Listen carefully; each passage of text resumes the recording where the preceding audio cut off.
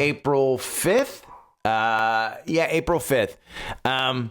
It's a special version. I know I said I was going back to 5 days a week on this podcast, but we're going to do a 6, and I'm not putting this behind a paywall. It's a weekend update. I will probably take the chipper, sit it, don't listen to, sign up for the newsletter, and maybe like CNBC does the thing. Hold on one second. Penny, stop. There's shit going on over here. But again, I may put some somber music on because it's not a time to celebrate. We're going to go over a lot. I got a couple of clips to make you feel a little bit better. I got some suggestions on what I'm doing. I've got some things just to think over. So let's start out by looking at the chart. Okay, take emotion out of this and just look at a chart. Go and look at a weekly. Last week was an enormous 8.5% downside candle. That's big. I mean, that's no joke. That's big. We're talking a major event at 8.5% down. You broke this trend line. I mean, you literally just broke that trend line. So this trend line means nothing anymore. Okay, we can keep it in. I'll keep it in there just because I do think that you get back to that. But your RSI on a weekly on the QQQ is at 28. And this is just a chart. I mean, you can pull up SPY, you can pull up VOO, you can pull up whatever you want, whichever index you track. It's bad. It's not good. And it's self-inflicted. Let's go over this. Because they spent weeks, and the news is coming out with internal kind of leaks per se, and it's been tight so far. They have stayed on message, but the leaks are slowly coming out. Trump's team spent weeks calculating true reciprocal tariffs. And yes, I am in agreement that reciprocal tariffs were good. The market was too. Because remember, when Trump came out, the market went up by 1% when he announced reciprocal tariffs. When did the market go down? When he pulled out the fucking big board that had these just erroneous numbers. And inside the administration, after weeks of work with aides from several government agencies, produced a menu of options meant to account for a wide range of trading practices, according to 3 people familiar with the matter. Instead, Trump personally selected a formula that was based on 2 simple variables. The trade deficit with each country, not tariffs, trade deficit, and total value of its U.S. exports. Okay? So it's not reciprocal tariffs. Get that out of your mind. One of 2 things. Either Trump wanted to say tariffs because people know tariffs and people don't know trade deficits. And trade deficits are sometimes good. Countries don't always produce what we produce. So, the importing more to a country is good. But sometimes they produce things that we don't produce. Do you want a $3,000 iPhone? Because that's what you'll get if it's produced in this country. Do you want $60 slippers? Because that's what you'll get if it's produced in this country. So sometimes things are made in other places that are better. It's just better. But again, I am for reciprocal tariffs. Okay? You've got the administration going on news stations saying that we took care of over in January. And they're saying that the economy was in a depression, that inflation was still out of control. And then they went so far as to lie that Warren Buffett supported this initiative. Warren Buffett had to come out with a special press release. Okay? He had to come out with a special press release. I repeat that. Warren Buffett, who's in his 90s, is just sitting back in his chair enjoying life. He had to come out with a press release. Okay, so be careful what you're hearing, what you're listening. Make sure that it's true because there's a lot of misinformation out here. Clearly misinformation meant to spin a narrative. And Warren Buffett just wanted to put it straight. I don't support this. So, speaking of Buffett, remember, he bought a ton of Oxy. Okay, let's look at Occidental Petroleum. Remember, he did sell out, but he still invested in this, okay? He bought Occidental Petroleum up here, and it's been upper left to bottom right. And now with the weakness in the economy, oil has just tanked. So, again, he's not perfect, but he did see something in the economy which made him make a move. Okay? Many pro-Trump influencers are commenting about how dumb this is. So one of two things is going to happen. Again, his base seems to be turning on him a little bit. And even, we may see some weekend news shows where Republicans actually come out. So I think you're going to see one of two things. You're going to either see this come off quickly, which, again, I don't expect. The CNN Fear and Greed Index, I posted this on Substack this morning. It's currently at 10. In the first administration, it went to 0. It went to 0. So if he holds to this, don't expect it to get rolled back very quickly. But number two that I expect, and I think this one will absolutely come true, someone other than Trump will get the plane. And to number two, he's already started it. Because what did he do yesterday with Jerome Powell? He said, hey, it'd be good for you to lower rates. So he's already started the blame game of he's going to blame this drop on Jerome Powell not lowering rates. Totally untrue.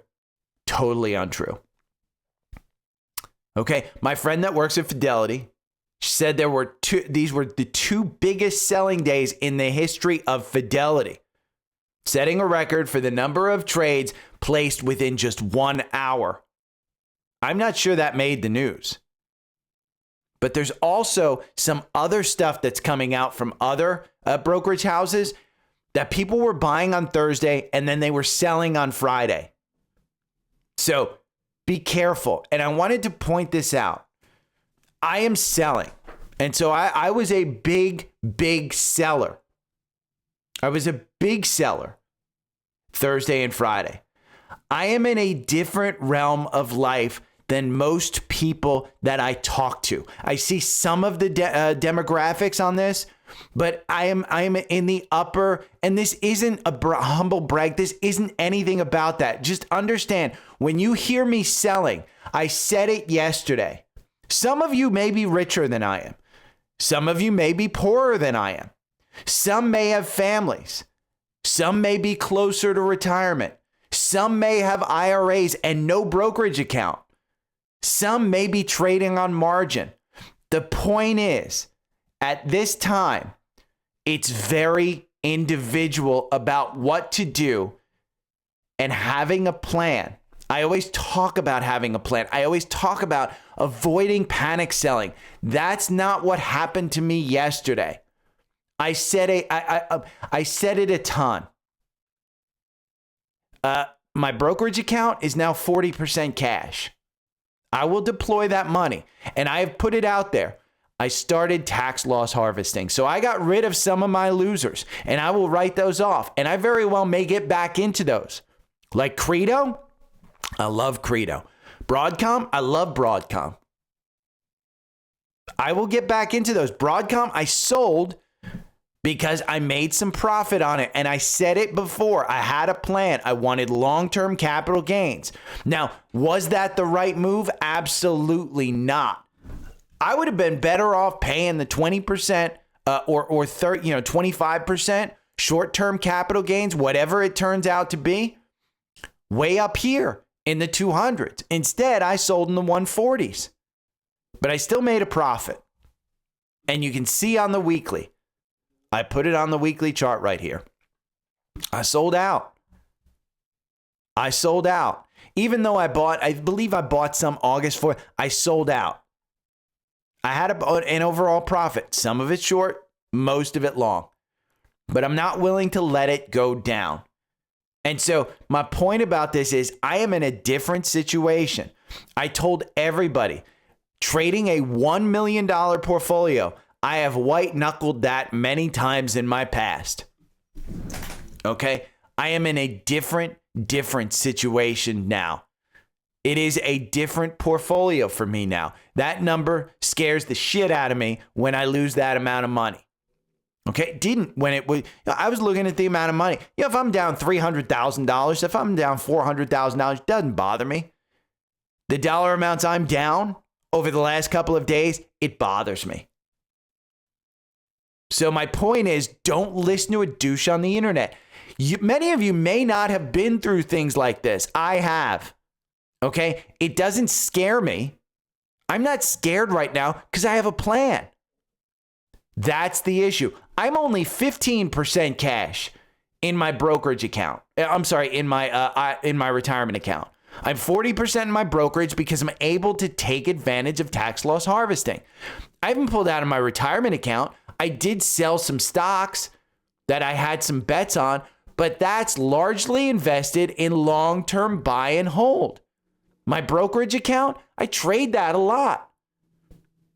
In fact, my brokerage account, I traded Apple yesterday. Okay? I traded Apple. Now, when you look at a weekly chart on this, I sold Apple at $199. I have sold Apple at $260. I think it was $257 in December. I sold it at $240. I sold it at $220. And now I sold it just under $200. I think I got out of it at about $195. So I've sold it on the way down. Will I get back in? Probably. But I haven't seen an opportunity to get back into Apple. It's expensive. Okay? I want you to listen to a couple of clips, and I'm going to put these in the newsletter. The first off is Josh Brown. And this was taped Monday. He goes over how his Ritz-Holt management has changed direction. And it's not about, long-term buy and hold. He's still in that. But the reality is they put in some protection. But he makes the great point. If you haven't been through a market like this before, this isn't a time to learn. So don't go thinking you can sell out your portfolio and time the bottom. Sometimes you have to just sit in it and wait. Again, it depends on your risk factors and your risk tolerance. Peter Lynch explains how to take advantage of market corrections. We are in a market correction, and there is one person who can get us out of this market correction. Okay? But I don't want you selling unless you're losing sleep. If you're losing sleep, your portfolio isn't balanced correctly. So what you need to do is rebalance. But don't think you're going to sell out of this and then buy back in and time things. Because timing things, it's long overdue. And the reason it's long overdue, understand, the weekly or the monthly chart, okay, you can take a look at the weekly chart. When should you have been getting out and starting to sell? When you lost confirmation. Okay, that's the time when you start to get out, when you start to trim a little bit of your gainers. That's why I sold Apple at $240. That's why I sold Apple at $220. Okay, but I wasn't selling out of the position. I have a plan. I will buy back in. Maybe I'll buy back in at $250. But I'll buy back in when it's in an upward trend. But I also didn't get out. And that's what Peter Lynch says. And what Warren Buffett says is they all say, hey, things just went on sale. So pick your favorite stocks, okay? Find out what their PE is. Find out what the fundamentals are.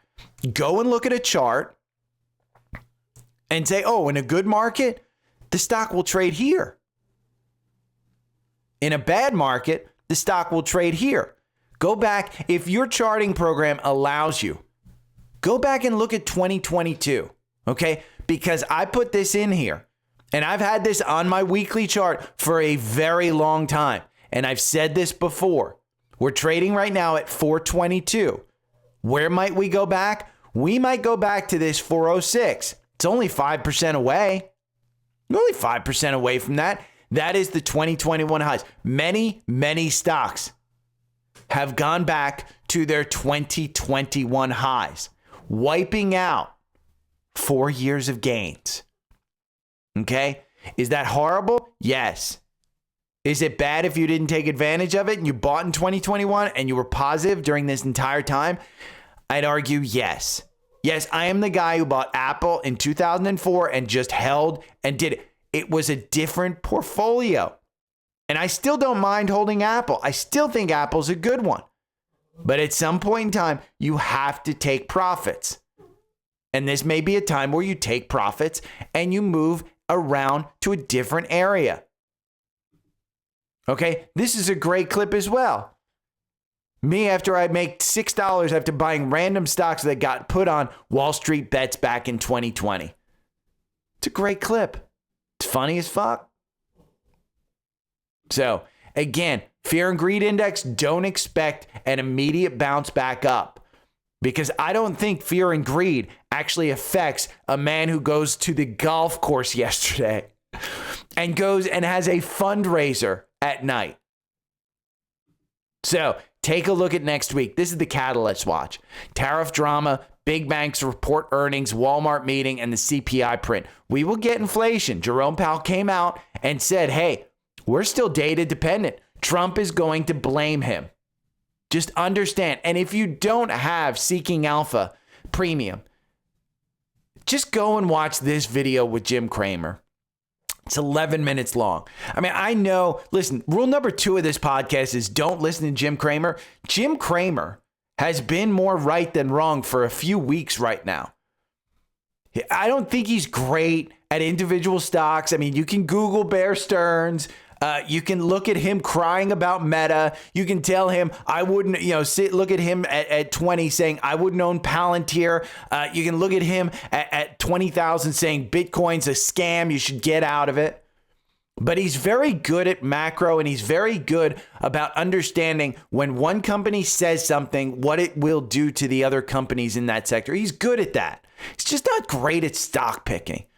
And he'll block you if you tell him, on Twitter, that he doesn't beat the S&P. And I know this from fact. So just understand what's going on next week. So let's take a look at some of the core portfolio stocks, okay? Remember, you want to find quality stocks that have great products, that have good products and great management. Then you're buying them on sale, because there is not one company. If you bought CVS at the beginning of the year, that's not a great company. That is a company that's rebounding. Okay? So let's look at some of the stocks. Apple. These are in the core portfolio. Apple. Is it a great stock? Yes. Yes. Is it expensive? Absolutely. Has it just broken down from this range? Yep. Expect 200 to be a resistance level again. Why? It's expensive. Okay? Look at the valuation. It's an F. The growth is a D. This is what Dan Niles told me on Thursday when I was on Spaces with him, when he mocked me about holding Apple. I mean, the forward earnings, or even, the PE has come down. Is it a relatable now? No, because 25 is tough when you have 2% revenue growth year over year. It's tough. Is it better to buy it today at 188 than it was a few weeks ago at 260? Absolutely. They haven't grown revenue. It's trading at a high multiple, and they may need to still come down. But with stock buybacks and a potential iPhone upgrade cycle, I think it's a good one. Find an entry. Maybe it's the 4-hour algorithm, because right now, remember the 4-hour algorithm just a few weeks ago wasn't beating buy and hold. Today, it's beating buy and hold. Over the last 2 years, 30 positions, you make 31% versus buy and hold is 22%. Find an entry in the 4-hour algorithm, something. The 4-hour algorithm was built around COVID. Me and my friend Steve, we didn't want to lose 40%. We built it around COVID.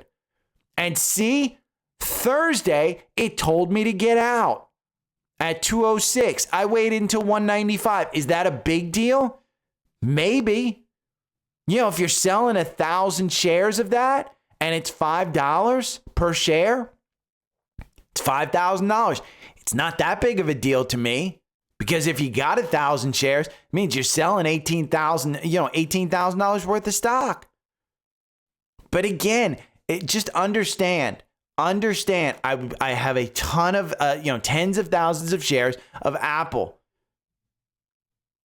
So it makes a difference to me, but I'm selling it at an average purchase price of like $2. Amazon, is this a great one? If they continue to innovate, yes, they just put out a shopping agent that will go and shop for you. It's great. Look at Amazon's personal assistant, Alexa, versus the assistant that's on your iPhone. So if cloud continues to grow and consumers are strong, maybe this is a good one. But in a recession, if we are going into one, no, it's still expensive in a recession.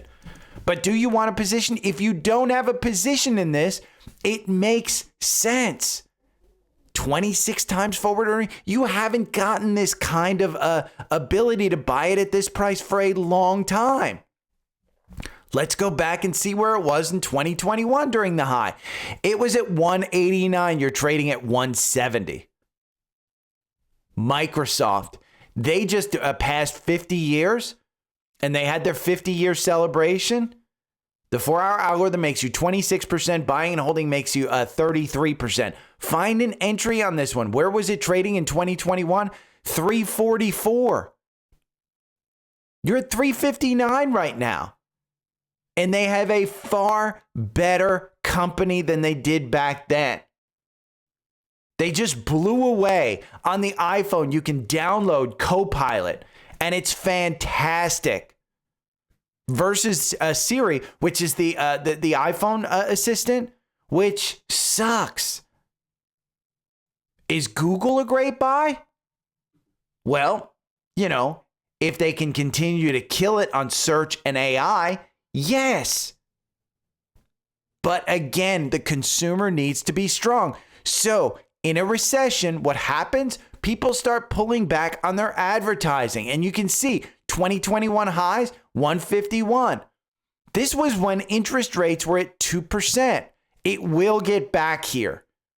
But the consumer needs to be strong. Nobody knows how long this is going to last. There's one person in the world who knows how long this will last. And he's playing golf. Let's look at Meta. Because Meta, open source AI, fantastic. Eyeballs, unbelievable. TikTok ban, yep, you bet. Where was it trading in 2021 at the peak? 381. Where are you trading today? 500. If you can get this under 500, it's a different business than it was back then. If the consumer, when the consumer starts to be strong and eyeballs go back to Meta, and advertisers, the only place that you can effectively advertise today is on their platform. WhatsApp, Instagram. Again, it's a better company today than it was. So you're getting these things on sale. Now, NVIDIA broke 100. And Dan Niles put it perfectly. Okay, this one may get hurt. And I didn't sell out, but I absolutely trimmed at 95. But you know what? I made 200% gain on those shares that I sold. Because back here when it was at 40, I was loading up. So those were 100%. Back here, when it was, in 2022, when it was at 13, I didn't load up, but I had some shares. So I trimmed those. Do I care that it's now down at 94? Absolutely I care. And look at 2024. Before it dropped, that's a support level. So I said, you know what? I'm going to trim. And here, Trendspider posted it. If NVIDIA doesn't hold this volume shelf, it might be game over because that goes down to 45. And here's what you have coming up in this earnings season, okay?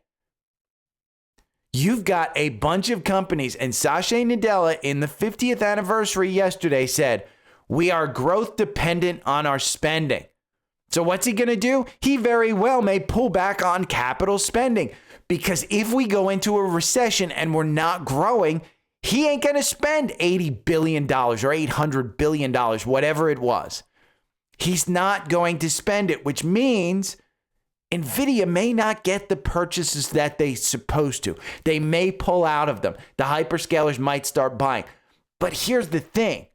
When capital spending starts picking up and the models need inference, remember, just go and Google inference with AI. Go to Perplexity, ask about it. We are not in an inference stage, but their new chips, it's all based on inference. And so these hyperscalers are going to have to rebuild the data centers that they have today with Blackwell, with Rubrik. And it's inference. And that's what's going to change the game. And NVIDIA is the leader in that. So as we start getting back, again, sentiment is a hard thing to turn around. You can't have a week like we just had on the Qs. And just all of a sudden, he comes out and said, ha ha, like The Simpsons. Or like, what was it? Peppermint Patty pulls the football away from Charlie Brown in the Peanuts. You can't have that. It won't turn around super quickly. Market, they trade on confidence. Right now, the market has no confidence. Am I afraid that it's going to go lower? No. There will still be some stocks that are good because you know what? Rocket Mortgage. Josh Brown called this one. He bought it, look at the week before, up 5%. Look at last week, it's up 3%. This is one with lowering of interest rates. Guess what's going to boom? Refinancing. And you can see this one just hanging above that 200-day. Now it's above its 50-day. And you've got a positive movement. Okay, if that 200-day starts to take off on the weekly, you're not oversold. You're not overbought. Look at the highs back here at 22. You're trading at 15. So during the peak, when this one IPO'd, I expected to get back there. Genius move. Should have known about it a week ago. Because we know, I put in the newsletter yesterday, 3 things. Let's go to the newsletter. I put in 3 things that I was assuming was going to happen. Oh, it's showing me I'm live. But 3 things. My take. Here's what I'm seeing. I want cash to take advantage of the recovery. Earnings season is coming up. I can't imagine any CEO in their right mind gives a rosy outlook. They will give no outlook, or they will give a bad outlook, but they will not give a rosy outlook. Tariffs. The war has started. China retaliated. France retaliated. Germany retaliated. Japan, Korea, they're negotiating directly with China. You know how bad shit has to be for that to happen? The Fed meeting. A rate reduction is already priced into the market. As low as we are, you've got a rate reduction priced in. If inflation comes out and it's fine, imagine if they don't cut. I can't imagine what happens if they don't cut. If I find something that pays me 4 to 8%, like FFRHX or JAAA, or even FZDXX, which is my bond fund that all my cash is held in, which pays an interest of 4.1%, I'm okay with this if we see some volatility at 40% cash. Because I can buy back in. I want to buy back in when the stock looks like this, an upward trend. Just draw a trend line. Let's go over to QQQ. We will look at a weekly. Where's your trend line going? You're still up. You're still up. But there's no viable up trend line because you have to touch 3 points. And when you anchor to here and you go back, where are you touching 3 points? I mean, let's just anchor to there. Where are you touching 3 points? If this is the actual bottom, where are you touching 3 points? You're touching 3 points right there. So for long term, you're going to be okay. But who knows? You can't anchor to the current candle. You have to anchor to past candles. And right now, I don't see an up. I see sideways, but I don't see an up that touches this candle's bottom other than super, super long term. So know your time frame. Now, if we go over to Linktree and I go down to Savvy Trader, okay, I'm going to do this live for you. This is the core portfolio, 34 names. It's about to become 33. And the reason is I sold out of DELL. So let's just sort by symbol here. Let's go down to D right there. And I'm going to sell it. It no longer deserves a place, okay? The return, it's down 37% since I put it in here. When did I put it in? June of last year. It was up. Or I'm sorry, it was October of last year. I put it on the watch list in June. But it was October. I started buying this in June. I wound up selling this yesterday for a loss. I just don't see the benefit of having this one in there. There are margin pressures, and that's what's dragged the stock down before. And since they make their servers, since they make their computers outside the U.S., do you think that they have a plant already set up in the U.S. to make these? No. The margin pressure will continue to weigh on this one. Continue to weigh on the stock. No reason to keep it in this portfolio. And it's not a valuation thing. It's not anything other than just the margin pressure, because that's what's been holding the stock down. And then you get tariffs and higher cost. We're going to sell that. So the core portfolio is now 33 positions. That will sell on Monday. So there are others that should maybe come out, but you can see, again, this was created in 2023. There are now 1, 2, 3, 4, 5, 6, 7 stocks that are at a negative. Even XLK, by the way, is down 13% since I bought it. XLK, I bought this one way back in March of 2024, I guess. I can't believe it's taken me long to put this one. This was March of last year. And it's down 13%. So again, find your comfort level, find your portfolio, go and do it. But I am doing my thing. I don't think you should follow me. I typically make a lot of mistakes, and you will too. Just feel comfortable with it. Don't be upset about it. Don't try and be perfect. You won't be. You know, like I said, Buffett bought Oxy, and he's getting held as a king because he sold SPY and VOO. But he bought Oxy, and he's down 50% on freaking Oxy. Billions of dollars. I mean, look at Oxy. If you go to look at the insider sales on Occidental Petroleum, and you just go down here, look at that. I mean, June of 2024, 31 million, 39 million, 82 million, 24 million. And that's at $60. Okay, in August, they sold a bunch. And then they started buying again. And they sold at 35.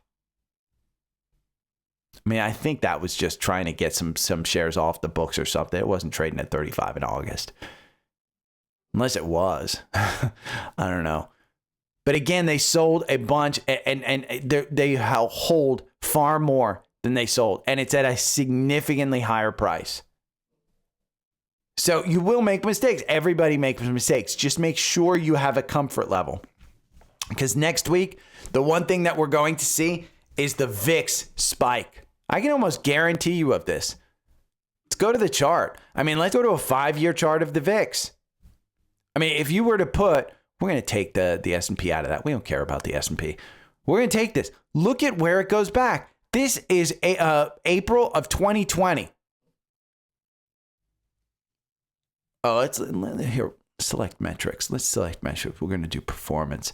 Let's see, valuation. We're going to do just price. There we go. We'll do just price. There you go.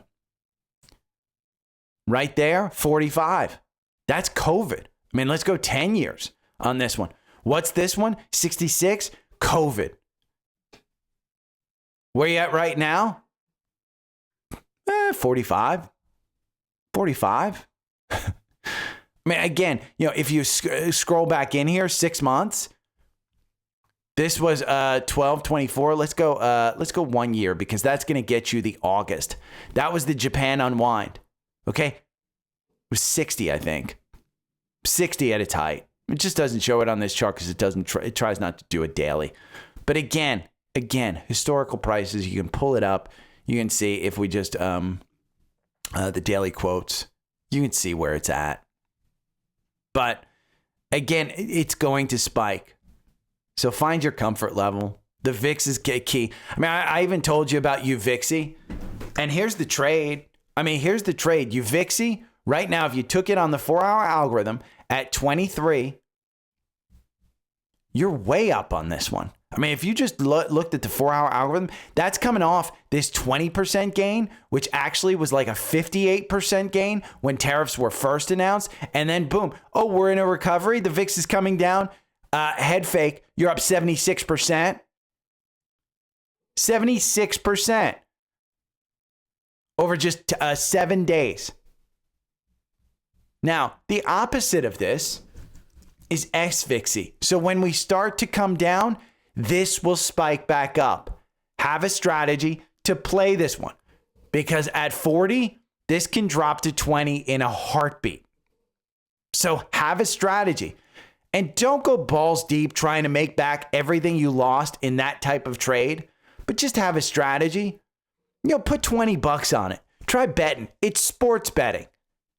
And that's the way I play these kinds of things, is if I'm going to do it, I'm going to find a strategy. I'm going to see if it works. Right now, SVIXY hasn't worked. And you know why? Because volatility has been spiking. So there's the weekend thing. What did I do? 36 minutes. Okay. Have a great weekend. Remember, don't stress. Make sure you're sleeping well. I'll talk to you Monday. Every morning I wake up to the sound of the trading bell. My heart starts to pound. Daily stock pick trading podcast in my ears, guiding me through my hopes and fears. Tune in daily, don't miss a single show. Sign up for the newsletter, let us help you grow. Taking risks, making moves, seeking success. Together we'll conquer, no room for any less. Every morning I wake up to the sound of the trading bell. My heart starts to pound. Daily stock pick trading podcast in my ears, guiding me through my hopes and fears. Tune in daily, don't miss a single show. Sign up for the newsletter, let us help you grow. Taking risks, making moves, seeking success. Together we'll conquer, no room for any less. Listen now.